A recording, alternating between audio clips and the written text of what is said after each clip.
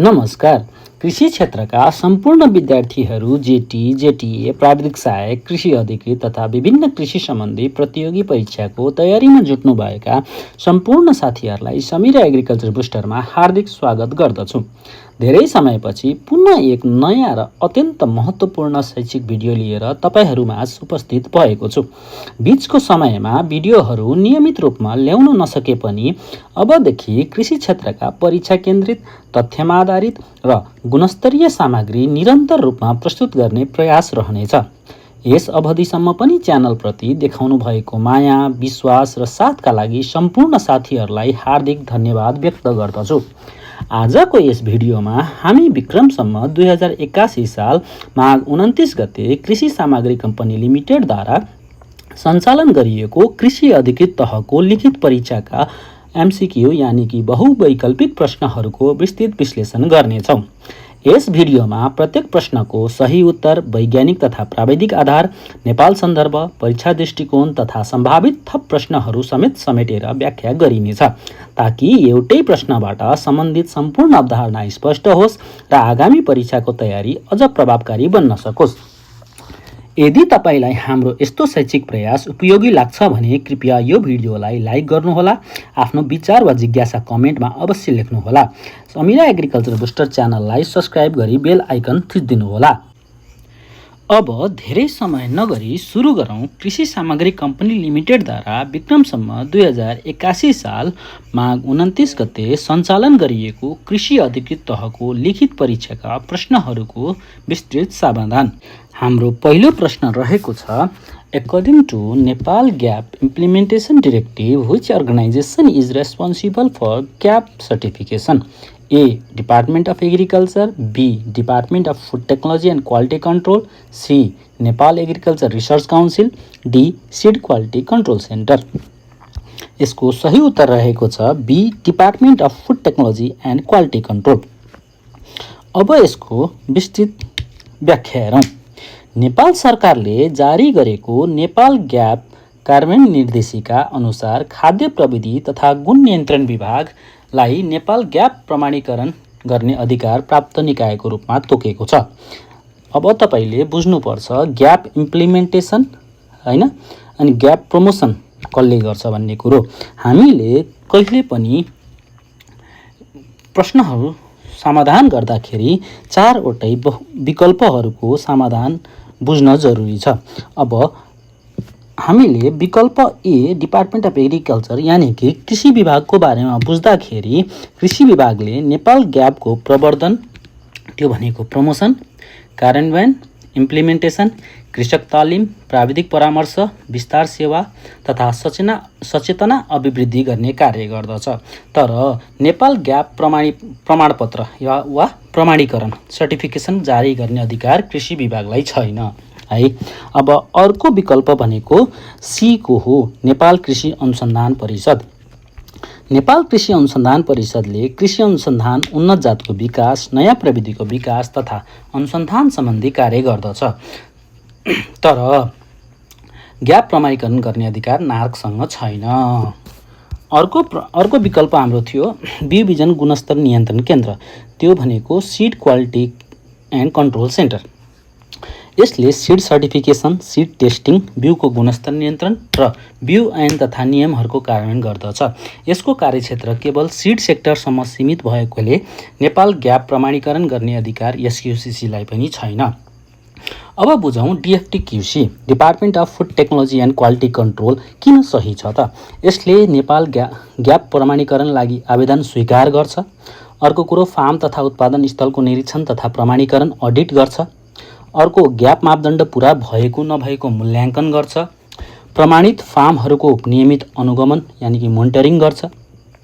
त्यस्तै प्रमाणित कृषक तथा फार्महरूको अभिलेख राख्ने काम गर्छ। त्यसैले यसको सही उत्तर थियो हाम्रो option B department of food technology and quality control. हाम्रो अर्को प्रश्न रहेको छ plasticity of soil can be determined by a pycnometer, B Atterberg's apparatus, C Bouyoucos hydrometer र डी हाइग्रोमिटर। यसको सही उत्तर रहेको छ बी अटरबग्स एप्राटस। अब हामीले माटोको प्लास्टिसिटी भनेको के हो त्यो बुझ्न जरुरी छ। माटोको प्लास्टिसिटी भन्नाले विशेष गरी क्ले वा दोमट वा सिल्टी माटोले आयतनमा उल्लेखनीय परिवर्तन नगरी आफ्नो आकार परिवर्तन गर्न सक्ने गुणलाई जनाउँछ। फेरि बुझौँ, माटोको प्लास्टिसिटी भनेको जुन क्ले मेटेरियल्स हुन्छ वा सिल्टी मेटेरियल्स हुन्छ त्यसले आफ्नो आयतनमा केही परिवर्तन नगरी आफ्नो आकार परिवर्तन गर्न सक्ने गुणलाई नै प्लास्टिसिटी भनिन्छ। माटोमा रहेको क्ले वा मिनरल म्याटर भनेको क्ले त बुझिहाल्नुहुन्छ, चिम्टाइलो माटो भयो। अनि त्यसपछि खनिजको मात्रा भनिन्छ मिनरल म्याटर र मोइस्चर कन्टेन्ट यानि कि चिस्यानमा निर्भर गर्दछ। अब यसमा 3 सीमाहरू पर्दछन्। माटोको प्लास्टिसिटी, अब सोइल प्लास्टिसिटी हेरौँ है त। सोइल प्लास्टिसिटी निर्धारण गर्न अटरबर्ग लिमिट्सको परीक्षण गरिन्छ, जसमा निम्न 3 लिमिटहरू हुन्छन्। के हो त त्यो? एउटा त लिक्विड लिमिट भयो, अर्को प्लास्टिक लिमिट र अर्को श्रिङ्केज लिमिट। यी 3टाको बारेमा बुझौँ। लिक्विड लिमिट भनेको माटोको तरल अवस्थाबाट, द्याट इज लिक्विड स्टेटबाट प्लास्टिक अवस्था यानि कि प्लास्टिक स्टेटमा परिवर्तन हुने मोइस्चर कन्टेन्टलाई लिक्विड लिमिट भनिन्छ। फेरि बुझौँ, माटोको लिक्विड स्टेटबाट प्लास्टिक स्टेटमा परिवर्तन हुने मोइस्चर कन्टेन्टलाई नै लिक्विड लिमिट भनिन्छ। अर्को छ प्लास्टिक लिमिट। प्लास्टिक लिमिट भनेको तपाईको प्लास्टिक स्टेटबाट सेमी सोलिड स्टेट, अर्ध ठोस अवस्था जसलाई भनिन्छ, माटो प्लास्टिक अवस्थाबाट अर्ध ठोस यानि कि सेमी सोलिड अवस्थामा परिवर्तन हुने मोइस्चर कन्टेन्टलाई प्लास्टिक लिमिट भनिन्छ। अर्को भनेको श्रिङ्केज लिमिट। तपाईको यसभन्दा श्रिङ्केज लिमिट भनेको यो त्यस्तो लिमिट वा बाउन्ड्री हो जसभन्दा तलको आर्द्रतामा माटो सुक्दै जाँदा भोल्युम यानि कि आयतन भनिन्छ, जसलाई भोल्युममा थप कमी नहुने सीमा है। जस्तै अब एउटा लिमिट छ हैन, प्लास्टिक लिमिट भयो, लिक्विड लिमिट भयो। तर श्रिङ्केज लिमिट भनेको त्यो एउटा बाउन्ड्री लाइन हो जसभन्दा तलको आर्द्रतामा माटो सुक्दै जाँदा भोल्युममा थप कमी नहुने सीमा वा लिमिट हो। यी सीमाहरू अटरबर्ग अपराटस तथा सम्बन्धित परीक्षण उपकरणहरूको प्रयोगबाट निर्धारण गरिन्छ। अब हामीले एउटा चिज बुझ्नुपर्ने भनेको तपाईको प्लास्टिसिटी इन्डेक्स। अब प्लास्टिसिटी इन्डेक्स भनेको तपाईको liquid limit minus plastic limit. Liquid limit पनि बुझ्नुभयो, प्लास्टिक लिमिट पनि बुझ्नुभयो। भनेको तरल अवस्थाबाट प्लास्टिक स्टेटमा जुन परिवर्तन हुने मोइस्चर कन्टेन्ट माइनस प्लास्टिक अवस्थाबाट अर्ध ठोस अवस्था भनेको सेमी सोलिड स्टेटमा परिवर्तन हुने आर्द्रताको डिफरेन्स यानि कि त्यो बीचको डिफरेन्सलाई नै हामी प्लास्टिसिटी इन्डेक्स भन्छौँ। यति कुरोहरू बुझ्नु पर्यो है। अनि हामीले लोकसेवा परीक्षा पोइन्ट अफ भ्यूको लागि यो कुरो जान्न जरुरी छ है। अटरबर्ग अपराटस भनेको तपाईको सोइल प्लास्टिसिटी हैन, वा लिक्विड लिमिट वा प्लास्टिक लिमिट वा प्लास्टिसिटी इन्डेक्स, जसरी पनि यो क्वेसन सोध्न सक्छ। अब प्लास्टिसिटी सोइल प्लास्टिसिटी मात्रै भने यसमा तपाईको लिक्विड लिमिट अफ सोइल भन्ला, प्लास्टिक लिमिट अफ सोइल भनेर क्वेसन देला, त्यसमा अटरबर्ग अपराटस हुन्छ। अर्को भनेको पिक्नोमिटर छ। पिक्नोमिटरले स्पेसिफिक ग्राभिटीलाई मापन गर्छ वा डिटरमाइन गर्छ। अनि ब्युकस हाइड्रोमिटर भनेको सोइलको टेक्सचरलाई, त्यो भनेको स्यान्ड, सिल्ट एन्ड क्लेको कति रेसियोमा छ भन्नेलाई बुझाउँछ। जस्तै तपाईको पार्टिकल साइज एनालाइसिस भन्छ जसलाई। अर्को भनेको हाम्रो हाइग्रोमिटर भयो। हाइग्रोमिटरले चाहिँ तपाईको सापेक्षिक आर्द्रता त्यसले मापन गर्छ। हाम्रो अर्को प्रश्न रहेको छ जुन चाहिँ 3 नम्बरको प्रश्न छ। NPPO Nepal has declared the introduction of fall armyworm in Nepal in A. July 12, 2018, B. September 12, 2018, C. August 12, 2019 वा D. September 12, 2019। यसको सही उत्तर रहेको छ C. अगस्त 12, 2019। अब हामीले यो प्रश्न वा यो टपिक फल आर्मीओम भनेको तपाईको सब्जेक्टिभ क्वेसनमा पनि त्यति नै इम्पोर्टेन्ट छ र अब्जेक्टिभ क्वेसनमा पनि सोधिरहेको प्रश्न हो। अब फल आर्मीओम भनेको के हो संक्षिप्त रूपमा बुझौं। फल आर्मीओम एक अत्यन्त विनाशकारी, हाइली डिस्ट्रक्टिभ विदेशी आक्रमणकारी किरा यानी कि इन्भाजिभ एलियन पेस्ट हो। यसको वैज्ञानिक नाम स्पोडोप्टेरा फ्रुजिपर्डा हो। यो मुख्यतः मकैको सबैभन्दा खतरनाक किराको रूपमा चिनिन्छ, तर यसको 80 भन्दा बढी बालीहरूमा आक्रमण गर्ने क्षमता हुन्छ। हामीले यसको विश्वव्यापी फैलावटको बारेमा बुझ्दा यो अमेरिका मूलस्थान त्यहाँबाट फैलिएको मानिन्छ। सन् 2016मा अफ्रिकामा फैलियो, सन् 2018मा भारत प्रवेश गर्यो, त्यससँगै सन् 2019मा नेपालमा देखा परेको यो विनाशकारी किरा हो।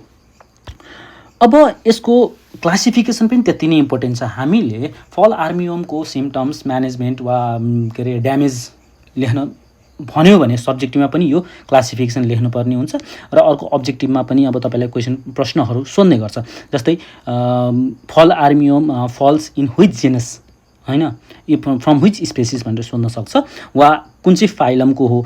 अर्डर चाहिँ याद राख्नुपर्ने हुन्छ। अर्डर र फ्यामिली चाहिँ मोस्ट इम्पोर्टेन्ट हुन्छ यसको kingdom Animalia, phylum Arthropoda, class Insecta, order Lepidoptera, family Noctuidae, genus Spodoptera र स्पेसिस फ्रुजिपोडा हो। अब अर्को हामीले सोधेको क्वेसन के हो त, होइन, कहिले देखा परियो, होइन, नेपालमा पहिलो पटक कहिले भेटियो? नेपालमा फल आर्मियम पहिलो पटक 9 मे 2019मा गैंडाकोट नवलपुर जिल्लाको मकैबालीमा फेला परेको थियो। त्यसपछि नमुना राष्ट्रिय प्रयोगशालामा पठाइयो, होइन, परीक्षण गर्नको लागि। त्यो 9 मे 2019 सन् 2019 9 मेमा तपाईँको यो देखा परेको गैंडाकोट नवलपुर जिल्ला, होइन, मकैबालीमा फेला परेको देखिएपछि यो त्यो नमुना लिएर तपाईँको राष्ट्रिय प्रयोगशालामा परीक्षण गरियो। अब आधिकारिक भेटियो र आधिकारिक घोषणा, है, जबसम्म साइन्टिफिक रूपले पुष्टि हुँदैन तबसम्म आधिकारिक घोषणा गर्दैन। नेपालको नेसनल प्लान्ट प्रोटेक्सन अर्गनाइजेसन एनपिपिओ नेपालले 12 अगस्त 2019 12 अगस्तमा नेपालमा फल आर्मियम प्रवेश गरिसकेको अफिसियल डिक्लेरेसन गरेको थियो। त्यसैले प्रश्नमा डिक्लेयर्ड द इन्ट्रोडक्सन लेखिएको छ भने उत्तर 12 अगस्त 2019 हुन्छ। तर इन्ट्रोडक्सन कहिले भयो भनेर सोध्यो भने 9 मे 2019 हुन्छ। अब यसको संक्षिप्तमा हाम्रो अफिसर, जेटिए, नार्को परीक्षाहरूको लागि एकदम इम्पोर्टेन्ट हुनसक्छ। वैज्ञानिक नाम के हो भनेर सोध्यो भने प्रश्न उत्तर हुन्छ स्पोडोप्टेरा फ्रुजिपोडा। फ्यामिली सोध्यो भने नक्टिडे, अर्डर सोध्यो भने लेपिडोप्टेरा। ओरिजिन कहाँ हो? Tropical America. पहिलो पटक नेपालमा भेटियो 9 मे 2019मा। स्थान गैंडाकोट नवलपुर। अब अफिसियल डिक्लेरेसन नेपालमा आएको भनेर आधिकारिक घोषणा कहिले भयो त? 12 अगस्त 2019 साल। अनि यसको मुख्य होस्ट भनेको मेज हो, तर 80 भन्दा धेरै बालीनालीमा यसले तपाईँको ड्यामेज गर्न सक्छ। अनि होस्ट रेन्ज भनेको 80 भन्दा धेरै crops. Nature invasive alien pest. हाम्रो अर्को प्रश्न रहेको छ, which of the following is not the physical property of soil? A soil texture, B soil structure, C soil pH, D bulk density. यसको सही उत्तर रहेको छ सोइल पिएच। सोइल पिएच चाहिँ रासायनिक गुण यानि कि केमिकल प्रोपर्टिज अफ सोइलमा पर्छ भने सोइल टेक्सचर, सोइल स्ट्रक्चर र बल्क डेन्सिटी भनेको तपाईँको फिजिकल प्रोपर्टिज अफ सोइलमा पर्छ। यसमा धेरै व्याख्या गर्न जरुरी छैन जस्तो लाग्छ, किन भन्दा तपाईँहरूलाई थाहा भएकै कुरो, इजी एन्ड सिम्पल क्वेसन छ यो। अर्को प्रश्न रहेको छ, which of the following activities is not associated to seed production? कुन चाहिँ कार्य, तल दिएका मध्ये कुन चाहिँ कार्य बिउ उत्पादनसँग सम्बन्ध राख्दैन? A rouging, B grading, C germination test, D variety registration. यसको सही उत्तर रहेको छ भेराइटी रजिस्ट्रेसन, यानि कि जातको दर्ता प्रक्रिया। रगिङ, ग्रेडिङ र जर्मिनेसन टेस्ट भनेको गुणस्तर बिउ उत्पादनको महत्त्वपूर्ण पक्ष मानिन्छ। अब हेरौँ, सीड प्रोडक्सन यानि कि बिउ उत्पादनका मुख्य कार्यहरू के हुन् त? एउटा त फिल्ड सेलेक्सन भयो, सीड सोर्स सेलेक्सन मतलब उन्नत जातको बिउको छनौट, cleaning, grading, isolation distance, drying, sowing, seed treatment, rouging, germination test, field inspection, packaging, harvesting र स्टोरेज। यी कार्यहरू सीड प्रोडक्सनका महत्त्वपूर्ण मानिन्छन्, यी स्टेप्सहरू, है। अब सीड प्रोडक्सन भन्दा बाहिरका कार्य variety development, variety release, variety registration र प्लान्ट ब्रिडिङ रिसर्च, यी भनेका गुणस्तर बिउ उत्पादन भन्दा बाहिरका कार्यहरू हुन्। त्यसरी बुझ्नु पर्यो। अब परीक्षाको लागि टिप दिँदाखेरि विद्यार्थीहरूले जर्मिनेसन टेस्टलाई कहिलेकाहीँ सीड टेस्टिङ मात्र हो भनेर सीड प्रोडक्सन भन्दा बाहिरको प्रक्रिया ठान्ने गर्छन्, तर त्यो होइन। याद राख्नुहोस्, बिउ उत्पादनको अन्तिम उद्देश्य गुणस्तरीय बिउ उत्पादन गर्नु हो। त्यसैले germination test, purity test, moisture test जस्ता गुणस्तर परीक्षणहरू पनि बिउ उत्पादन यानि कि सीड प्रोडक्सन सिस्टमकै महत्त्वपूर्ण भाग हुन्। तर भेराइटी रजिस्ट्रेसन भने नयाँ जातलाई कानुनी मान्यता दिने प्रक्रिया भएकाले यो बिउ उत्पादनको प्रत्यक्ष गतिविधि होइन। अर्को यस्तै प्रश्न आयो भने कसरी सोच्ने त अब? यदि प्रश्नमा rouging, isolation, field inspection, grading, seed testing, packaging जस्ता विकल्प छन् भने यी सबै सिड प्रोडक्सन वा सिड प्रोसेसिङसँग सम्बन्धित हुन्छन्। तर variety registration, variety release, plant breeding, hybrid development जस्ता कार्यहरू नयाँ जात विकास र स्वीकृतिसँग सम्बन्धित हुन्छन्। त्यसैले सिड प्रोडक्सनसँग प्रत्यक्ष सम्बन्धित हुँदैनन्। अन्तिममा भन्नुपर्दाखेरि भेराइटी रजिस्ट्रेसन भनेको नयाँ बालीको जातलाई कानुनी रूपमा स्वीकृति तथा दर्ता गर्ने प्रक्रिया हो। यो सिड प्रोडक्सन सुरु हुनुभन्दा अगाडि सम्पन्न हुन्छ, जबकि रगिङ, ग्रेडिङ र जर्मिनेसन टेस्ट जुन विकल्पहरू दिएका छन् गुणस्तरीय बिउ उत्पादन तथा बिउको गुणस्तर सुनिश्चित गर्ने सिड प्रोडक्सन सिस्टम यानि कि जुन बिउ उत्पादन प्रक्रियाका महत्त्वपूर्ण गतिविधिहरू हुन्। यसरी बुझ्नुहोला। मलाई लाग्छ यो प्रश्नको बारेमा तपाईँहरू छर्लङ्ग क्लियर हुनुभयो। हाम्रो अर्को एउटा महत्त्वपूर्ण क्वेसन रहेको छ, the objective of monitoring is to ensure things except A नम्बरमा the projected activities are going on right track, B identify and assess any potential risk in activity execution, C evaluate the final performance of programme, D provide feedback for further improvement. यसको सही उत्तर रहेको छ C evaluate the final performance of programme, होइन? अब हामीले यसको विकल्पहरू तथा यसको मोनिटरिङ र इभ्यालुएसनको बिचमा फरकहरू बुझ्नेछौँ। आज मोनिटरिङ र इभ्यालुएसन बिचको फरक बुझाउने अत्यन्तै महत्त्वपूर्ण प्रश्नको समाधान गरौँ। सबैभन्दा पहिले हामीले मोनिटरिङ र इभ्यालुएसन बिचको आधारभूत अन्तर बुझ्नुपर्छ। मोनिटरिङ भनेको के हो, होइन? मोनिटरिङका मुख्य उद्देश्यहरू के हुन्, होइन? अब त्यो हेरौँ। मोनिटरिङ भनेको कार्यक्रम सञ्चालन भइरहेका बेला, द्याट इज ड्युरिङ इम्प्लिमेन्टेसन है, योजना अनुसार काम भइरहेको छ कि छैन भनेर नियमित रूपमा अनुगमन गर्ने प्रक्रिया हो। यसलाई नेपालीमा अनुगमन भनिन्छ है मोनिटरिङलाई। यसको उद्देश्य कार्यक्रम सही दिशामा अघि बढेको छ कि छैन हेर्ने, समस्या समयमै पहिचान गर्ने, आवश्यक सुधार गर्ने जस्ता कार्यहरू पर्दछन्। अब तपाईँको मोनिटरिङमा फिडब्याक उपलब्ध गराउनु, होइन, सम्भावित समस्या तथा जोखिम पहिचान गर्नु। अब अप्सन सी किन गलत त, होइन? अप्सन सी किन गलत भन्दाखेरि अप्सन सीले के भनेको छ भन्दाखेरि तपाईँको अप्सन सीले evaluate the final performance of programme भनेको छ। यहाँ फाइनल पर्फर्मेन्स भन्ने शब्द अत्यन्त महत्त्वपूर्ण छ। कार्यक्रम सकिएपछि लक्ष्य पुरा भयो कि भएन, आउटकम के आयो, प्रभाव कस्तो रह्यो, इम्प्याक्ट कस्तो भयो, होइन, भन्ने मूल्याङ्कन गर्ने प्रक्रिया इभ्यालुएसन हो, मोनिटरिङ होइन। त्यही भएर मोनिटरिङ र इभ्यालुएसनको बारेमा राम्ररी बुझ्नुपर्ने जरुरी छ। सानो फरक बुझौँ, मोनिटरिङ र इभ्यालुएसन बिचको अन्तर बुझौँ।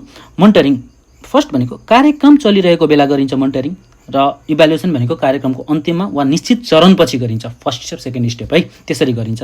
अब नियमित प्रक्रिया हो, मोनिटरिङ भनेको नियमित प्रक्रिया हो, होइन? अनि इभ्यालुएसन भनेको निश्चित समयमा गरिने एउटा प्रक्रिया हो।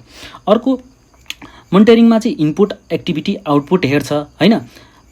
तपाईँको इभ्यालुएसनमा चाहिँ आउटकम र इम्प्याक्टको मूल्याङ्कन गर्छ है। त्यसपछि समस्या पहिचान गर्छ मोनिटरिङमा, होइन? अनि त्यसपछि उपलब्धि, रिजल्ट, आउटकम के भयो भन्ने इभ्यालुएसनमा मापन गरिन्छ कि। अनि सुधारका लागि फिडब्याक दिन्छ, मतलब त्यो बिचमा सुधारको लागि फिडब्याक दिन्छ, र कार्यक्रमको फेल वा पास यानि कि सफलता वा असफलताको निर्धारण इभ्यालुएसन गर्छ। यसरी बुझ्नुपर्छ हामीले। अब मलाई जहाँसम्म लाग्छ क्लियर हुनुभयो। अब यसमा अधिकृत तहमा सोध्न सक्ने फलोअप क्वेसनहरू कस्ता मतलब यस्तै प्रक्रियाको जस्तै मोनिटरिङ र इभ्यालुएसनकै सम्बन्ध राखेर कसरी प्रश्नहरू सोध्न सक्छन् भन्दाखेरि मोनिटरिङ कहिले गरिन्छ, होइन? इभ्यालुएसन कहिले गरिन्छ, मोनिटरिङ कन्टिन्युअस हो कि पेरियोडिक हो, होइन? इभ्यालुएसन कन्टिन्युअस हो होइन, होइन? यो निश्चित समयपछि गरिन्छ। यस्ता कुराहरू तपाईँले बुझिराख्नुपर्ने हुन्छ। अब जस्तै मोनिटरिङ कहिले गरिन्छ त? कार्यक्रम सञ्चालन भइरहेको बेला, होइन? इभ्यालुएसन कहिले गरिन्छ भनेर प्रश्न आयो भने कार्यक्रम समाप्त भएपछि वा निश्चित अवधिपछि, पिरियोडिक भन्छ, होइन? अनि त्यसपछि अर्को कुरो भनेको प्रश्नको विकल्प विश्लेषण हेरौँ त एकचोटि। त्यो द प्रोजेक्ट ए नम्बरको के थियो हाम्रो? तपाईँको ए नम्बरको हेर्दाखेरि हाम्रो के थियो? The projected activities are going on right track है। त्यो थियो नि, त्यो भनेको मोनिटरिङको उद्देश्य हो है। यहाँ एक्सेप्ट भनेको छ, क्वेसनमा राम्ररी पढ्नुपर्छ। एक्सेप्ट भनेको छ यो मोनिटरिङको उद्देश्य हो। ए नम्बरको अप्सन भनेको। बी नम्बरको identified and assess any potential risk भने यो पनि रिस्क भने यो पनि मोनिटरिङको उद्देश्य हो। अब सीमा गर्दाखेरि evaluate the final performance of program. Final भन्ने बित्तिकै आउने बित्तिकै त्यो मोनिटरिङको होइन, इभ्यालुएसनको उद्देश्य हो। त्यसैले यही सही उत्तर हो। र अर्को भनेको provide feedback for further improvement, यो पनि मोनिटरिङको उद्देश्य हो। त्यही भएर यो मोनिटरिङको उद्देश्य होइन भन्न मिल्दैन। हाम्रो प्रश्नमा होइन भन्ने प्रश्न छ है। त्यसैले यी कुराहरूलाई ध्यानमा राख्नुपर्छ। प्रश्नमा पनि तपाईँले राम्ररी प्रश्न बुझ्नुपर्छ, हेर्नुपर्छ होइन, कुन हो भनेर सोधेको छैन, कुन होइन भनेर सोधेको छ है। हाम्रो अर्को प्रश्न रहेको छ, which of the following SWOT elements, SWOT SWOT elements are internal factors for a business? A strength and weakness, B opportunity and threat, C strength and opportunity, D weakness and threat. यसको सही उत्तर रहेको छ ए strength and weakness. अब सबैभन्दा पहिले SWOT को पुरा रूप बुझौँ। SWOT को पुरा भन्नाले स्ट्रेन्थ यानि कि सबल पक्ष, डब्लु भनेको विकनेस दुर्बल पक्ष, ओ अपर्च्युनिटिज अवसरहरू, टी थ्रेट्स खतरा वा चुनौतीहरू। SWOT एनालाइसिस भनेको कुनै संस्था, व्यवसाय, परियोजना वा कार्यक्रमको आन्तरिक इन्टर्नल र बाह्य एक्सटर्नल अवस्था विश्लेषण गर्ने व्यवस्थापन उपकरण यानि कि म्यानेजमेन्ट टुल हो। SWOT का 4 तत्त्व हुन्छन्, मैले त्यो फुल फर्ममै छ, स्ट्रेन्थ, विकनेस, अपर्च्युनिटी र तपाईँको थ्रेट। अब तपाईँलाई इन्टर्नल र एक्सटर्नल फ्याक्टर्स भनेर सोधेको छ है त्यहाँ। Which of the following SWOT elements are internal factors for a business? Internal external factors भन्दाखेरि इन्टर्नल फ्याक्टर्समा स्ट्रेन्थ र विकनेस पर्दछन्, जुन कि आन्तरिक हुन्। एक्सटर्नल फ्याक्टर्स भनेको बाह्य, outside, OT, opportunity and threat पर्छ। ट्रिक वा न्युमेरिक यसरी याद गर्न सक्नुहुन्छ। SW same wall, strength plus weakness equal to internal, OT भनेको outside, opportunity plus threat external भयो।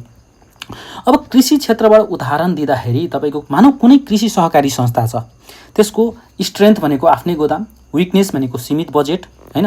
अब स्ट्रेन्थमा हेरौँ, स्ट्रेन्थमा के पर्छ त? आफ्नै गोदाम, दक्ष प्राविधिक होइन, राम्रो व्यवस्थापन, त्यो भनेको स्ट्रेन्थ भयो कुनै कृषि सहकारीको।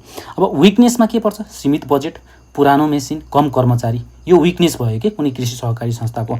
अपर्च्युनिटी एनालाइसिस गर्दाखेरि सरकारी अनुदान, जैविक उत्पादनको बढ्दो माग, निर्यातको अवसर, यी भनेको कृषि सहकारीको अपर्च्युनिटी। यो जस्ट एउटा इक्जाम्पल दिन खोजेको है। SWOT एनालाइसिस गर्दाखेरि स्ट्रेन्थ कुन कुन हुन सक्छन्, विकनेस कुन हुन सक्छन्, अपर्च्युनिटी कुन हुन सक्छन् र थ्रेट कुन हुन सक्छन् भनेर। अपर्च्युनिटीमा के भन्ने त मैले?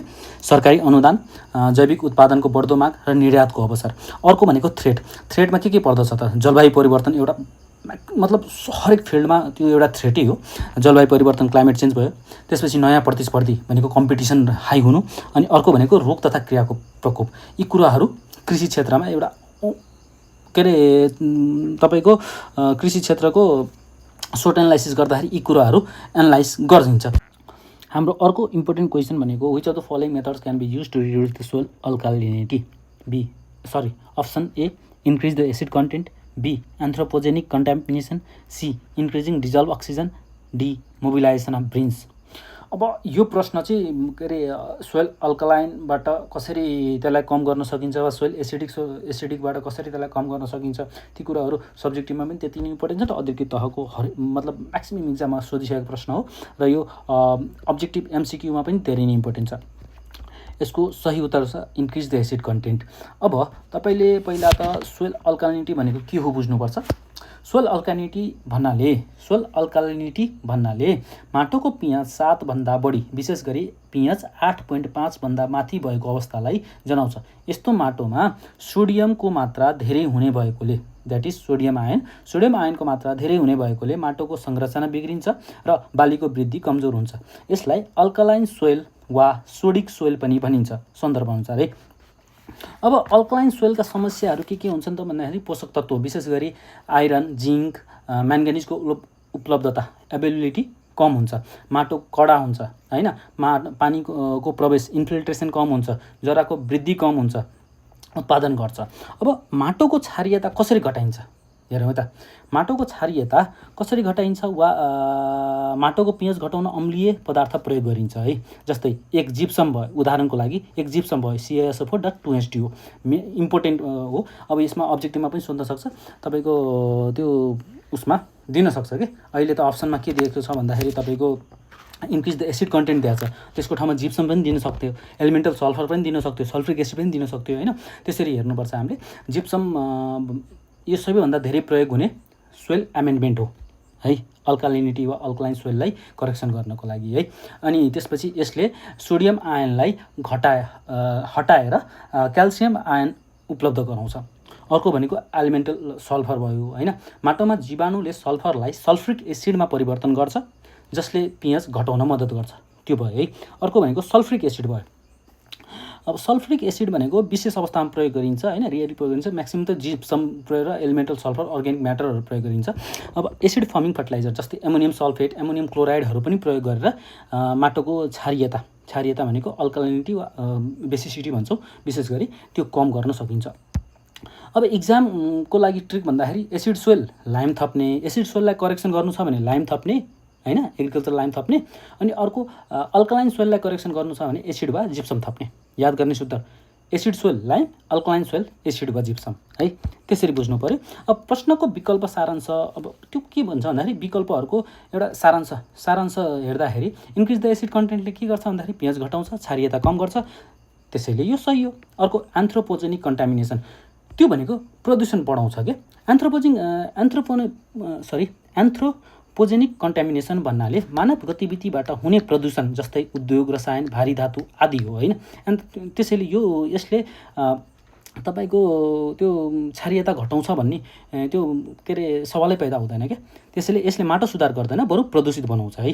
अनि सीको अप्सन के थियो, increase diesel oxygen. Diesel oxygen पानीमा घुलिएको अक्सिजन हो, यो जलको गुणस्तरसँग सम्बन्धित विषय हो, त्यसैले यसले माटोको क्षारीयता कम गर्दैन। अर्को मोबिलाइजेसन अफ ब्रिन्स होइन, ब्रिन भनेको धेरै नुन भएको पानी हो, बुझ्नु है, ब्रिन्स होइन, मोबिलाइजेसन अफ ब्रिन्स धेरै नुन भएको पानी हो। यसलाई चलायमान मोबिलाइज बनाउँदा माटोमा लवणीय समस्या बढ्न सक्छ, यसले क्षारीयता कम गर्दैन कि। लवणीय मतलब त्यो के भन्छ, मोबिलाइज बनाउँदा माटोमा लवणीय समस्या झन् बढ्न सक्छ कि, त्यसैले यसले क्षारीयता कम गर्दैन। अब तपाईँको फलोअप क्वेसनहरूको लागि के सोध्न सक्छ, जस्तै अल्कलाइन सोइलको पिएच कति हुन्छ होइन, सोडिक सोइल सुधार गर्न सबैभन्दा बढी प्रयोग हुने पदार्थ कुन हो, त्यो भनेको जिप्सम हो। एसिड सोइल सुधार गर्न के प्रयोग गरिन्छ, CaCO3 एग्रिकल्चर लाइम प्रयोग गरिन्छ। अब तपाईँको फलोअप क्वेसनमा अल्कलाइन सोइल सुधार गर्न के प्रयोग गरिन्छ, जिप्सम, सल्फ्रिक एसिड, सल्फर, यस्तै हो। अब तपाईँको इक्जामको बेसिसमा तपाईँलाई सोध्न सक्छ कि यस्तो क्वेसनहरू होइन। अहिलेसम्म सोधिरहेको प्रश्न भनेको के तपाईँको एसिडिक सोइललाई के अरे करेक्सन गर्नलाई के प्रयोग गरिन्छ र बेसिक सोइललाई करेक्सन गर्न के प्रयोग गरिन्छ मात्रै हो। तर अप्सन चेन्ज गरिदिन सक्छ कि। अब सल्फर के अरे एलिमेन्टल सल्फर राखिदियो होइन जिप्समको ठाउँमा भने एलिमेन्टल सल्फर एन्सर हुन्छ कि, त्यसरी बुझ्नु पऱ्यो है। हाम्रो अर्को प्रश्न 9 नम्बरको रहेको छ, in nitrification the conversion of ammonia to nitrite is done by which specific group of bacteria, A Nitrobacter, B Nitrosomonas, C both A and B, D Rhizobium. यसको सही उत्तर रहेको छ बी नाइट्रोसोमोनस। नाइट्रिफिकेसन भनेको एमोनिया वा एमोनियमलाई नाइट्रेट मा अक्सिडाइज्ड गर्ने प्रक्रिया हो। यो प्रक्रिया 2 चरणमा हुन्छ। चरण 1 मा एमोनियाबाट नाइट्राइटमा कन्भर्ट हुन्छ होइन, चरण 2 मा नाइट्राइटबाट नाइट्रेटमा कन्भर्ट हुन्छ। अब तपाईँले त्यसरी बुझ्दाखेरि नाइट्रोब्याक्टरले नाइट्राइटलाई नाइट्रेट बनाउँछ होइन, नाइट्रोसोमोनसले अप्सन एनालाइसिस गर्दैछौँ है हामी।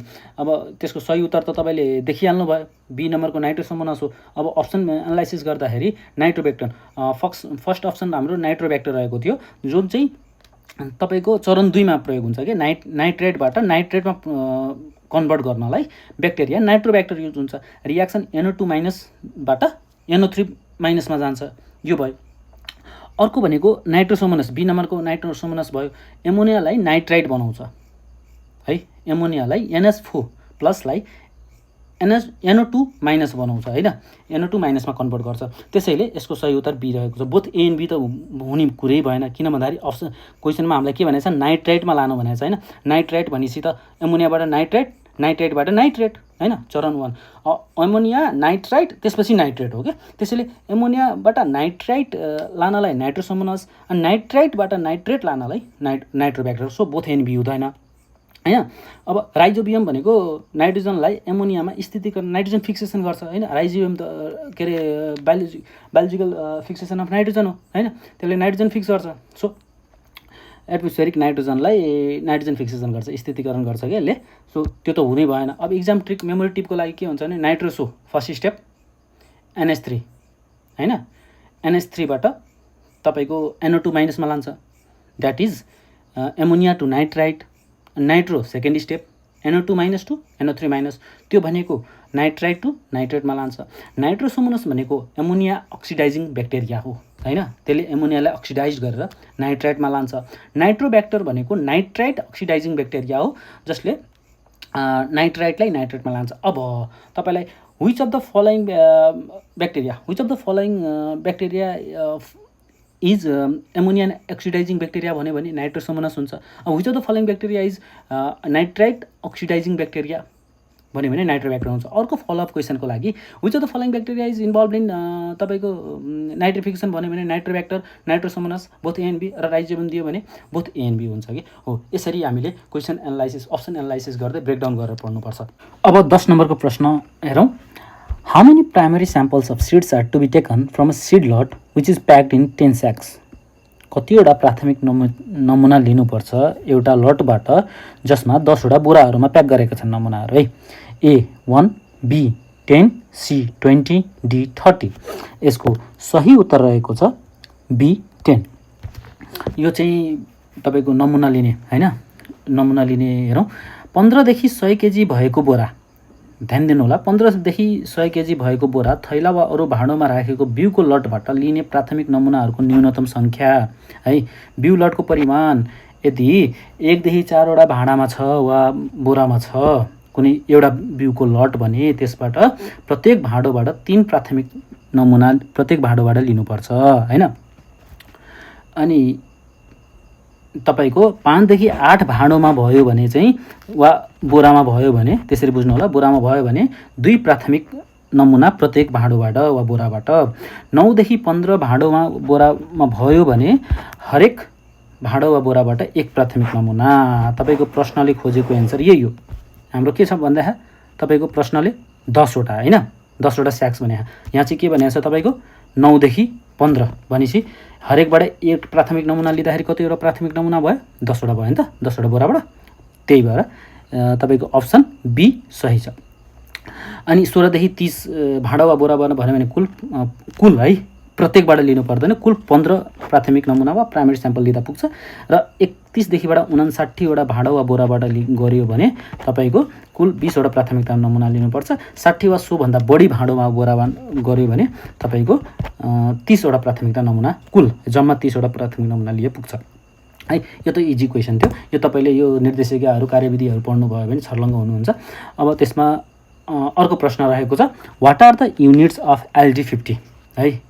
LD50 को यो इम्पोर्टेन्ट क्वेसन है, राम्ररी ध्यान दिनु होला के हो कसो हो, यसबाट फलोअप क्वेसन कसरी आउँछन्। A mg per kg body weight, B gram per gram body weight, kg per gram of body weight, D mg per gram of body weight.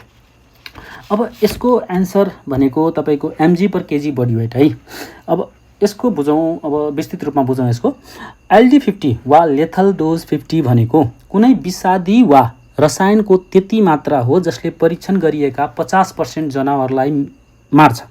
फेरि हेरौँ, LD50 वा लेथल डोज 50 भनेको कुनै विषादी वा रसायनको त्यति मात्रा हो जसले परीक्षण गरिएको 50% जनावरलाई मार्छ।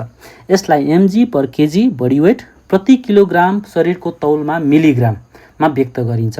mg भनेको मिलिग्राम बुझिहाल्नुहुन्छ, विषादीको मात्रा, केजी बडी वेट भनेको शरीरको तौल किलोग्राममा है। उदाहरणको लागि यदि कुनै विषादीको LD50 200 mg per kg body weight छ भने यसको अर्थ 1 केजी तौल भएको परीक्षण जनावरलाई 200 mg विषादी दिँदा औसतमा 50% जनावरको मृत्यु हुन सक्छ भनेर भनेको छ कि। उदाहरण बुझ्नु भयो नि त। यदि 200 mg per kg body weight छ भने यसको अर्थ 1 केजी तौल भएको परीक्षण जनावरलाई 200 mg दिँदा औषधमा 50% जनावरको मृत्यु हुन सक्छ भनेर भनेको छ। अब एक्जाम नोट अफिसर लेभलको लागि हेरौँ। LD50 कम भनेको लो LD50 भयो भने हाइली टक्सी हुन्छ हैन, जस्ट अपोजिट भाइस वर्सा छ कि यो इन्भर्सली प्रोपोर्सनल भन्दा नि हुन्छ। LD50 कम छ भने तपाईको टक्सिसिटी धेरै छ, LD50 बढी छ भने टक्सिसिटी कम छ। हाम्रो अर्को प्रश्न रहेको छ, to undertake a study of the population of a village we divided the people in child, youth and adult first and randomly selected 3 people from each group as samples. What type of sampling is this? A. Simple random sampling, B. Systematic sampling, C. Stratified sampling, D. Purposive sampling। यसको सही उत्तर रहेको छ C. Stratified sampling। Option analysis गर्दाखेरि simple random sampling सम्पूर्ण जनसङ्ख्याबाट सिधै random रूपमा छनौट गरिन्छ हैन, कुनै समूह बनाइदैन, त्यसैले यो एन्सर रङ छ। अर्को भनेको सिस्टमेटिक स्याम्पलिङ, प्रत्येक n व्यक्तिलाई छनौट गरिन्छ, जस्तै प्रत्येक 10औं व्यक्ति है, त्यसरी हरेक र्याङ्क वाइज है, त्यही भएर यो अप्सन पनि सही छैन। अर्को भनेको अप्सन सी स्ट्राटिफाइड स्याम्पलिङ, पहिले समूह बनाइन्छ, जसरी प्रश्नमा बनाइएको थियो चाइल्ड, युथ एन्ड एडल्टको ग्रुपमा हैन, त्यसैले यो विकल्प सही छ। त्यसपछि प्रत्येक समूहबाट ऱ्यान्डम स्याम्पल लिन्छ, त्यसैले स्ट्राटिफाइड क्वेसनले खोजेको यही स्ट्राटिफाइड स्याम्पलिङ एन्सर हो। अर्को पर्पोजिभ स्याम्पलिङ, अनुसन्धानकर्ताले आफ्नो उद्देश्यअनुसार व्यक्तिलाई जानकारी जानी छनौट गर्छ, ऱ्यान्डम हुँदैन, त्यसैले यो विकल्प पनि सही छैन। अब किन स्ट्राटिफाइड स्याम्पलिङ त? स्ट्राटिफाइड स्याम्पलिङमा जनसङ्ख्यालाई समान विशेषता भएका समूहमा विभाजन गरिन्छ, जसरी यसमा तपाईँको बच्चा हैन, युवा तथा वयस्ककोमा के अरे डिभाइड गरिएको छ, त्यसपछि छानिएको छ हैन। अनि प्रत्येक समूहबाट ऱ्यान्डम स्याम्पलिङद्वारा नमुना लिन्छ। यसले प्रत्येक समूहको उचित प्रतिनिधित्व भनेको हरेक ग्रुपको रिप्रेजेन्टेसन गर्छ क्या यसले, त्यसैले स्ट्राटिफाइड स्याम्पलिङ सही छ है यो प्रश्नमा। अब तपाईले मेमोरी ट्रिकको लागि हेर्नुहुन्छ भने सिम्पल ऱ्यान्डम हैन, simple random sampling method, simple random स्याम्पलिङमा चाहिँ सबैलाई बराबर मौका, सिधै ऱ्यान्डम है। अर्को सिस्टमेटिकमा प्रत्येक n व्यक्ति, जस्तै उदाहरणमा भनेको थिएँ प्रत्येक 10औं व्यक्ति हैन, 10औं व्यक्ति वा 11औं व्यक्तिलाई यसमा ऱ्यान्डम हुँदैन। स्ट्राटिफाइडमा पहिले ग्रुप बनाइन्छ, त्यसपछि ऱ्यान्डम सेलेक्सन गरिन्छ। हाम्रो अर्को प्रश्न रहेको छ 14 नम्बरमा, which of the following is essential macronutrient for plants? A copper, B iron, C magnesium र डी पोटासियम। यसको सही उत्तर छ पोटासियम। यो अलिकति ट्रिकी क्वेसन पनि हो, यसलाई सल्भ गरौँ। अब तपाईको यो प्रश्नमा 2वटा म्याक्रोन्युट्रिएन्ट्स म्याग्नेसियम एन्ड पोटासियम विकल्पमा छन् है, त्यसैले प्रश्नमा एम्बिग्युटी त्रुटि हुन गएको छ। यदि एउटा मात्र उत्तर छान्नुपर्ने हो भने परीक्षामा प्राय डी पोटासियमलाई सही मानिन्छ। किनभने पोटासियम NPK भन्दाखेरि प्राइमरी म्याक्रोन्युट्रिएन्टमा मानिन्छ है। त्यसपछि हाम्रो सेकेन्डरी म्याक्रोन्युट्रिएन्टमा चाहिँ तपाईको यो म्याग्नेसियम आउँछ के है, त्यसरी बुझ्नु पर्यो। अब एक्सप्लेनेसन हेरौँ यसको। बिरुवालाई आवश्यक पोषक तत्त्व एसेन्सियल न्युट्रिएन्ट्स 2 समूहमा विभाजन गरिन्छ, एउटा म्याक्रोन्युट्रिएन्ट्स र अर्को माइक्रोन्युट्रिएन्ट्स। म्याक्रोन्युट्रिएन्ट्स भनेको धेरै मात्रामा आवश्यक, जस्तै प्राइमरी म्याक्रोन्युट्रिएन्ट्समा के पर्छ? नाइट्रोजन, फस्फोरस र पोटासियम, र सेकेन्डरी म्याक्रोन्युट्रिएन्ट्समा के पर्छ? क्याल्सियम, सल्फर र म्याग्नेसियम, जुन चाहिँ हाम्रो 2टी अप्सनमा दिएको छ, तर हामी फर्स्ट प्राइमेरीमा जान्छौँ। त्यही भएर प्राथमिकता अनुसारले डी पोटासियम नै राइट एन्सर हुन जान्छ। अप्सन एनालाइसिस हेर्दाखेरि कपर माइक्रोन्युट्रिएन्ट होइन, आइरन पनि माइक्रोन्युट्रिएन्ट होइन, यो सबै म्याक्रोन्युट्रिएन्ट होइन, यी 2टा माइक्रोन्युट्रिएन्ट हो। र सी र डी भनेको म्याक्रोन्युट्रिएन्ट हो, तर प्राथमिकताको अनुसारले प्राइमरी फर्स्ट, त्यसपछि सेकेन्डरी आउँछ। प्राइमरी सबैभन्दा धेरै चाहिन्छ। NPK भनेको त हुँदै नभए पनि तपाईँको बालीहरूलाई हुँदै नहुने एसेन्सियल न्युट्रिएन्ट्स हो नि त। फर्स्टमा त NPK आउँछ, त्यसपछि क्याल्सियम, म्याग्नेसियम र सल्फर आउँछ कि, त्यही हिसाबले यो अलिकति ट्रिकी छ। अब तपाईँको प्राथमिकता प्रायोरिटी अर्डरमै जानु पऱ्यो। सो प्रायोरिटी अर्डरमा चाहिँ तपाईँको प्राइमरी, त्यसपछि सेकेन्डरी आउँछ। अफिसर लेभल टिपमा चाहिँ म्याक्रोन्युट्रिएन्ट्स प्राइमरी NPK, सेकेन्डरी के अरे क्याल्सियम, म्याग्नेसियम, सल्फर, माइक्रोन्युट्रिएन्ट्स 8वटा iron, manganese, zinc, copper, boron, molybdenum, chlorine र निकल है, यो कुरो याद गर्नु पऱ्यो। अर्को प्रश्न रहेको छ, what is the modal value in the given data set? Data set हेरिहाल्नु भयो हैन। A 9, B 15, C 37, D 48। यसको सही उत्तर रहेको छ 15। अब यो प्रश्न तल दिएको डाटा सेटको मोड अर्थात् बहुलक पत्ता लगाउनुहोस् भनेको छ होइन।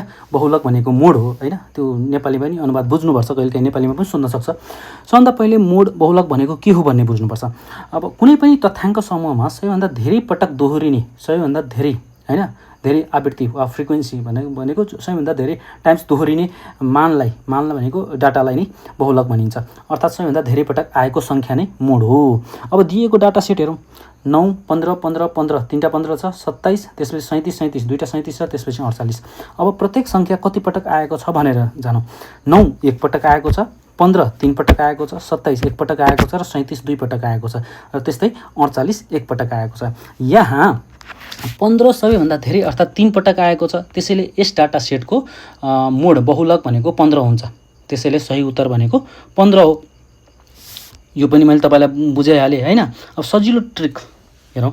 मोड भनेको मस्ट अकरिङ भ्यालु, त्यसरी बुझौँ। मस्ट अकरिङ भ्यालु वा मस्ट अकरिङ डाटा एलिमेन्ट पनि भनौँ अर्थात् सबैभन्दा धेरै पटक आएको मान नै मोड हो भनेर बुझौँ है। यसरी बुझ्नुपर्छ। त्यसैले धेरै मोड भनेको तपाईँको धेरै टेन्सनले मिन मिडियन र मोड होइन। मिडियन भनेको मिड भ्यालु सिधै, अनि मिन भनेको एभरेज र मोड भनेको सबैभन्दा धेरै रिपिट भएको भ्यालु। यसरी बुझौँ है। हाम्रो अर्को प्रश्न रहेको छ the deficiency of iron starts when it is ppm A 55 to 60, B less than 55, C 60 to 65, D less than 85। यसको सही उत्तर रहेको छ B less than 55। अब हामीले यसको दुईटा पाटो बुझ्नुपर्ने हुन्छ। क्वेसनमा यदि सोइलको कन्टेक्स्टमा खुलाएको भए एन्सर अर्कै हुन्थ्यो, प्लान्ट टिस्यु एनालाइसिसको कन्टेक्स्टमा खुलाएको भए अर्कै हुन्थ्यो। तर अप्सन पनि जान्न जरुरी छ। यो अप्सन अनुसार यो प्लान्ट टिस्यु एनालाइसिसको केसमा क्वेसन सोधिएको छ। अब बुझौँ सोइल र प्लान्ट टिस्यु एनालाइसिसको बिचमा होइन। सामान्यतया डिटिपिए होइन, एक्सट्र्याक्टेबल आइरनको आधारमा माटोमा आइरनको उपलब्धता यसरी वर्णन गर्न सकिन्छ है। जस्तै तपाईको डिटिपिए एक्सट्र्याक्टेबल आइरन भयो होइन, पिपिएममा अवस्था होइन, लेस देन 4.5 पिपिएम भयो भने डिफिसियन्ट हुन्छ, कमी हुन्छ। 4.5 to 10 पिपिएम भयो भने मोडरेट मध्यम हुन्छ र ग्रेटर देन 10 पिपिएम भयो भने सफिसियन्ट पर्याप्त हुन्छ, त्यसमा डेफिसियन्सी देखिँदैन हो। तर अप्सनमा 4.5 वा 4.5 to 10 वा ग्रेटर देन 10 भन्ने अप्सन छैन। त्यसैले यो सोइलको कन्टेक्स्टमा होइन, यो भनेको तपाईँको प्लान्ट टिस्युको कन्टेक्स्टमा हो। प्रश्नमा सोइल टेस्ट कि प्लान्ट टिस्यु एनालाइसिस भनेर ध्यान दिनुहोस् होइन। ती कुराहरूमा ध्यान दिनुपर्छ। अब सोइल डिटिपिए आइरन होइन, डेफिसियन्सी एप्रोक्स लेस देन 4.5 पिपिएममा सुरु हुन्छ होइन। प्लान्ट टिस्यु डेफिसियन्सी भनेको लेस देन 55 पिपिएममा सुरु हुन्छ है। यस प्रश्नमा 55 पिपिएम उल्लेख भएकोले प्लान्ट टिस्यु एनालाइसिसको सन्दर्भ हो। त्यसैले अप्सन बी लेस देन 55 सही उत्तर हो। अब तपाईँले अलिकति बुझ्नुपर्ने कुरो डिटिपिएको फुल फर्म के हो होइन। डिटिपिए भनेको डाइइथाइलिन ट्राइएमाइन पेन्टाएसिटिक एसिड हो होइन। डाइइथाइलिन ट्राइएमाइन पेन्टाएसिटिक एसिड। अब तपाईँको यो किन युज हुन्छ होइन, किन यो डिटिपिए किन युज हुन्छ त? यसले के अरे तपाईँको आइरनलाई बाइन्ड गर्छ र अदर माइक्रोन्युट्रिएन्ट्स आयन्सलाई बाइन्ड गर्छ होइन। अनि त्यसपछि यी आयन्सहरूलाई तपाईँको प्रेसिपिटेसन हुनबाट रोक्छ। एक्सट्र्याक्सनमा जुन प्रेसिपिटेसन हुन्छ त्यसबाट प्रिभेन्ट गर्छ। अलिकति सर्टमा बुझाएँ मैले। बाँकी डिटिपिएको बारेमा सर्ट नोट्स त्यो पछि हामी के अरे म पेजमा राख्दिउँला।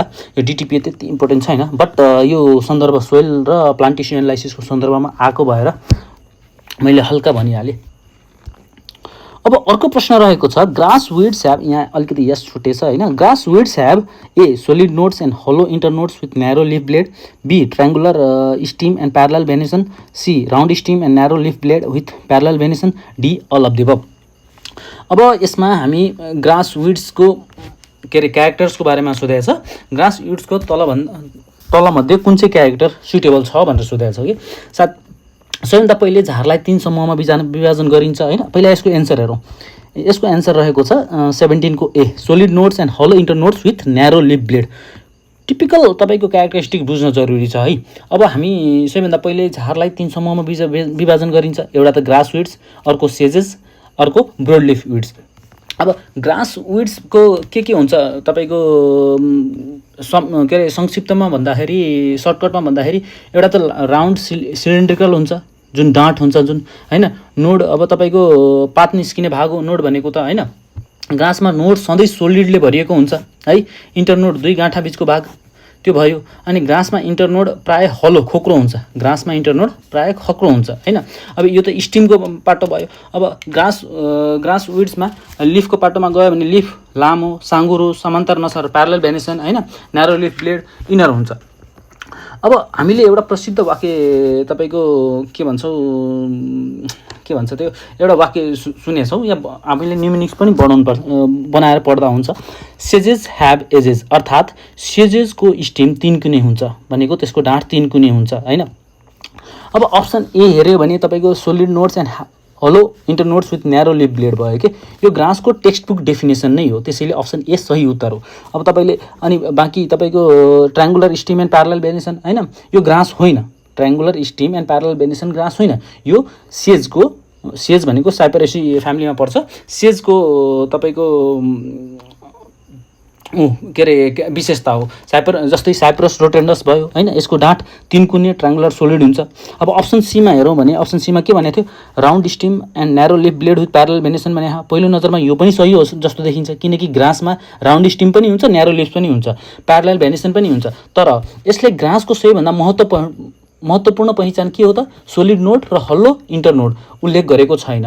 अधिकृतमा सबभन्दा विशिष्ट डायग्नोस्टिक क्यारेक्टर रोज्नुपर्छ भनेको सबैभन्दा उत्तम रोजाइ रोज्नुपर्छ। यी कुराहरूलाई ध्यान दिनुपर्छ। र अर्को कुरो सबभन्दा महत्त्वपूर्ण भनेको धेरै विद्यार्थी राउन्ड स्टिम देखेर अप्सन सी रोज्छन् है हैन। धेरै हामी साथीहरू के गर्छौँ भन्दा राउन्ड स्टिम देख्ने बित्तिकै सी रोज्छौँ, तर अधिकृत तहका प्रश्नमा डायग्नोस्टिक क्यारेक्टर वा प्रायोरिटी अर्डर वा सबभन्दा बेस्ट कुन छ भन्ने खोजिन्छ। त्यसैले ग्रासलाई सबैभन्दा राम्रोसँग चिनाउने विषय त भनेको solid nodes plus hollow internodes हो।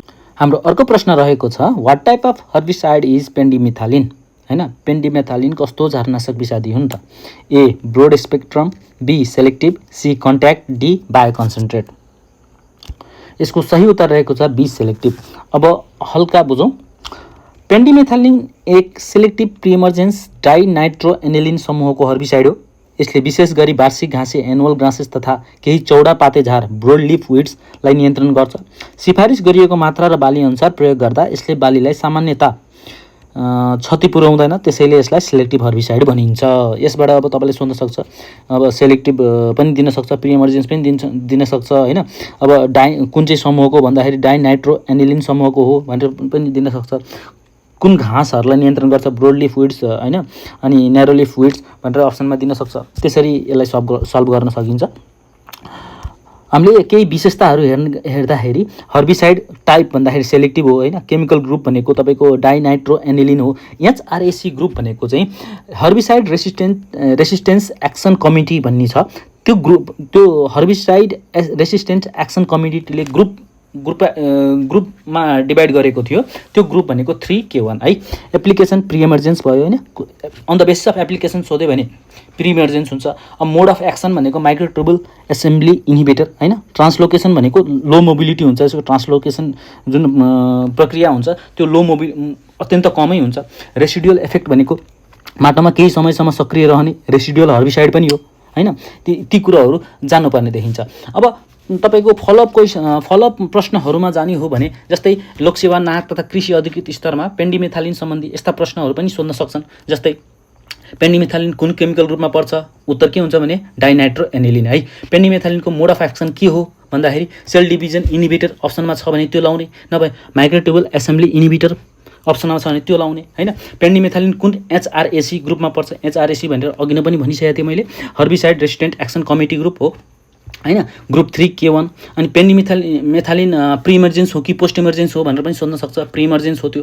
अनि पेन्डिमिथालिन सिस्टमिक हो कि कन्ट्याक्ट हो हैन, यो चाहिँ सिस्टमिक हो कि कन्ट्याक्ट हैन। यो चाहिँ नाइदर, यो मुख्य रूपमा सोइल रेसिडुअल हर्बिसाइड हो र अत्यन्त कम ट्रान्सलोकेट हुन्छ हैन। ती कुराहरू ध्यान राख्नु पर्यो। यस प्रश्नमा धेरै विद्यार्थी प्रिइमर्जेन्स र सेलेक्टिभ बीचमा अल्मलिन्छन् हैन। याद राख्नुहोस्, प्रिइमर्जेन्स प्रयोग गर्ने समय टाइम अफ एप्लिकेसन हो, जबकि तपाईँको सेलेक्टिभ हर्बिसाइडको प्रकार क्लासिफिकेसन हो। पेन्डिमिथालिन एक सेलेक्टिभ प्रिइमर्जेन्स डाइनाइट्रोएनिलिन हर्बिसाइड हो, पहिला पनि भनिसकेँ मैले, जसले microtubule assembly inhibition that is cell division inhibitor मार्फत वार्षिक घाँसे तथा केही चौडापाते ब्रोडलिफ विड्स झारहरूको प्रारम्भिक वृद्धि रोक्छ। त्यसैले यस प्रश्नको सही उत्तर भनेको तपाईँको अप्सन बी सेलेक्टिभ हो है, त्यसरी बुझ्नु पर्यो। अब अर्को प्रश्नमा जाउँ। Dredging is most effective treatment for controlling A parasitic weeds, B lantana, C agrestals, D aquatic weeds. अब तपाईँको यसमा ड्रेजिङ भनेको के हो बुझ्नुपर्ने आवश्यक छ। पहिला यसको एन्सरमा जाउँ। Dredging is most effective treatment for controlling, यो अप्सन डी एक्वेटिक विड्स हुन्छ। ड्रेजिङ भनेको के हो त त्यो बुझौँ पहिला। ड्रेजिङ भन्नाले ताल, पोखरी, नहर, जलाशय वा नदीको पिँधमा जम्मा भएको जुन माटो हुन्छ नि, सिल्ट, हिलो, बालुवा, जैविक पदार्थ तथा झारपातहरूलाई विशेष मेसिन जुन ड्रेजर भनिन्छ जसको सहायता लिएर हटाउने प्रक्रिया हो, त्यसलाई ड्रेजिङ भनिन्छ होइन। यसलाई नेपालीमा जलाशयको पिँध सफा गर्ने प्रक्रिया वा तलछट तथा झार हटाउने कार्य भन्न सकिन्छ। अब तपाईँले भन्नु होला ड्रेजिङ किन गरिन्छ त हैन। ड्रेजिङ किन गरिन्छ? यसका मुख्य उद्देश्य भनेको पानीको गहिराई बढाउने, पानीको बहाव सुधार गर्ने, जमेको हिलो हटाउने, झारको जरासहित हटाउने, जलाशयको क्षमता बढाउने, यी मुख्य उद्देश्यहरू हुन्। अब अर्को छ एक्वेटिक विड्स किन ड्रेजिङबाट नियन्त्रण हुन्छ हैन। एक्वेटिक विड्स किन ड्रेजिङबाट नियन्त्रण हुन्छ भन्दाखेरि एक्वेटिक विड्स पानीभित्र वा पानीको सतहमा बढ्ने झार हुन्, त्यसैले नियन्त्रण गर्न ड्रेजर मेसिनले सजिलो हुन्छ। धेरैजसो जलजन्य झारका राइजोम, ट्युबर, रोडस्टक तपाईँको हिलोभित्र हुन्छन् हैन। यदि माथिल्लो भाग मात्र काटियो भने केही दिनमै फेरि पलाउँछन्। तर ड्रेजिङ गर्दा माटोसहित, राइजोमसहित, रुट स्टकसहित हटाइने भएकाले दीर्घकालीन नियन्त्रण हुन्छ कि त्यही भएर ड्रेजर मेसिनले जुन यो एक्वेटिक विड्सहरू हैन सफा गर्ने प्रक्रियालाई ड्रेजिङ भनिन्छ, त्यसरी बुझ्नु पर्यो। हामी 20 नम्बरको प्रश्नमा जाउँ। The most suited soil for cultivation of crop is a loamy soil, B sandy soil, C clay soil, D all of the above. अब यो त तपाईँहरूलाई थाहा छँदैछ, यसको सही उत्तर रहेको छ ए लोमी सोइल। अब सिधै म अप्सन एनालाइसिसमा जान्छु। अप्सन किन ए लोमी सोइल हो, मतलब अप्सन सही छ, किन बीसीडी गलत छन् भनेर। अप्सन एनालाइसिसमा जाँदाखेरि लोमी सोइल करेक्ट, अधिकांश कृषि बालीका लागि सबैभन्दा उपयुक्त माटो नै यही हो हैन। बी स्यान्डी सोइलमा हेर्दाखेरि पानी र पोषक तत्त्व छिटो बग्छ भने लिच हुन्छ, मतलब फ्लड भएर जान्छ, वाटर होल्डिङ क्यापेसिटी कम हुन्छ, त्यसैले यो उपयुक्त माटो होइन बालीको लागि। सी क्ले सोइल पानी धेरै समात्छ, वाटर होल्डिङ क्यापेसिटी धेरै हुन्छ, ड्रेनेज र एरेसन कमजोर हुन्छ हैन। चिम्टाइलो माटोमा तपाईँको पानी बग्ने क्षमता पनि कम हुन्छ र एयरको सर्कुलेसन पनि कम हुन्छ बिट्विन द सोइल कोलेट्स हैन। सबै बालीका लागि उपयुक्त हुँदैन क्ले सोइल। अनि अल अफ द एबभ त हुने भन्ने कुरै नै भएन, किन भन्दाखेरि यहाँ बेस्ट सोधेको छ। सबै प्रकारका माटो सबै बालीका लागि समान रूपमा उपयुक्त हुँदैनन्, त्यो कुरोको ध्यान राख्नु पर्यो।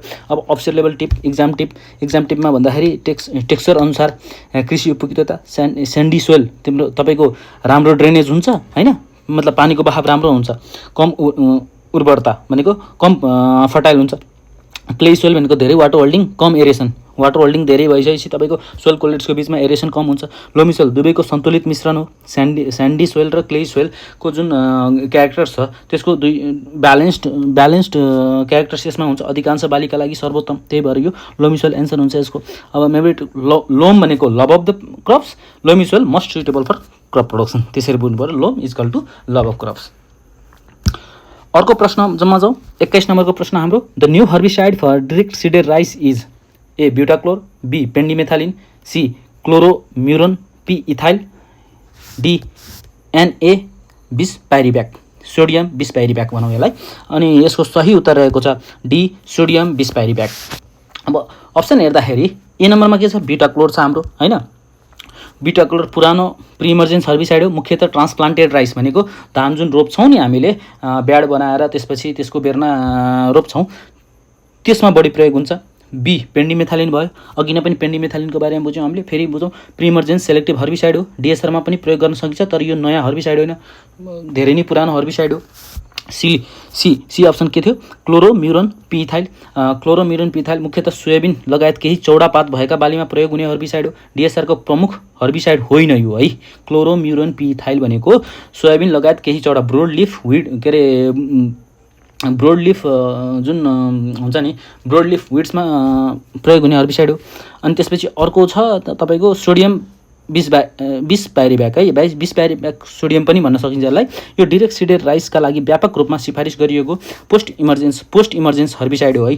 अब केही विशेषता हेरौँ हर्बिसाइड हैन, राइसको कुन बेला युज हुन्छ र टाइमिङ भनेको टाइम अफ एप्लिकेसन। ए ब्युटाक्लोर यो ट्रान्सप्लान्टेड राइसमा प्रयोग हुन्छ, प्री इमर्जेन्स हो। त्यसपछि पेन्डिमेथालिन यो डिरेक्ट सिडेड राइसमा वा अदर क्रप्समा पनि प्रयोग गर्न सकिन्छ, यो पनि प्री इमर्जेन्स हो, टाइम अफ एप्लिकेसन यसको।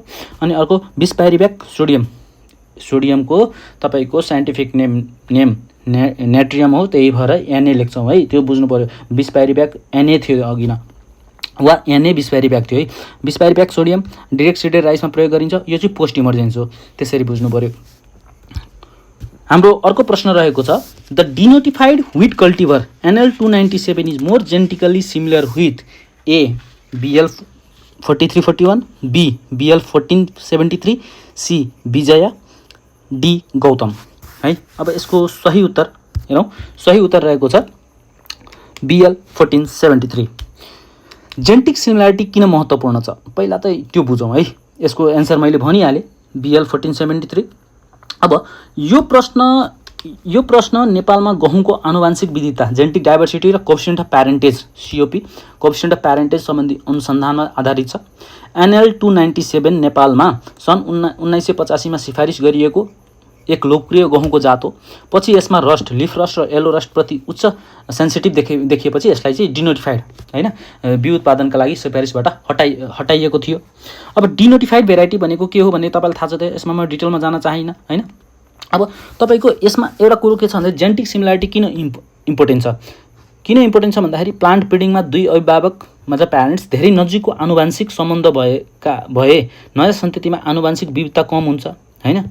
जेनेटिक सिमिलारिटी त्यही भएर इम्पोर्टेन्ट छ। यदि विविधता भयो भने तपाईँको आनुवांशिक सम्बन्ध भएमा हैन, धेरै नजिकको आनुवांशिक सम्बन्ध भएमा त्यसमा चाहिँ डाइभर्सिटी कम हुन्छ। त्यसैले वैज्ञानिकहरूले कोएफिसिएन्ट अफ प्यारेन्टेज प्रयोग गरी जातहरूको आनुवांशिक सम्बन्ध मापन गर्छन् हैन। कोएफिसिएन्ट अफ प्यारेन्टेजले जातहरूको आनुवांशिक जेनेटिक जुन रिलेसन छ त्यो मेजर गर्छन्। को बढी भयो भने जेनेटिक सिमिलारिटी बढी हैन, कोएफिसिएन्ट अफ प्यारेन्टेज बढी भयो भने यो सोध्न पनि सक्छ, कोएफिसिएन्ट अफ प्यारेन्टेज बढी भयो भने जेनेटिक सिमिलारिटी कम हुन्छ कि बढी हुन्छ भनेर, त्यो कुरामा ध्यान दिनु पर्यो।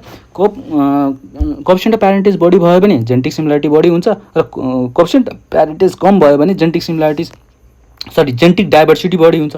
त्यसरी सिमिलारिटी र डाइभर्सिटी यसबाट पनि क्वेसन बन्न सक्छ है।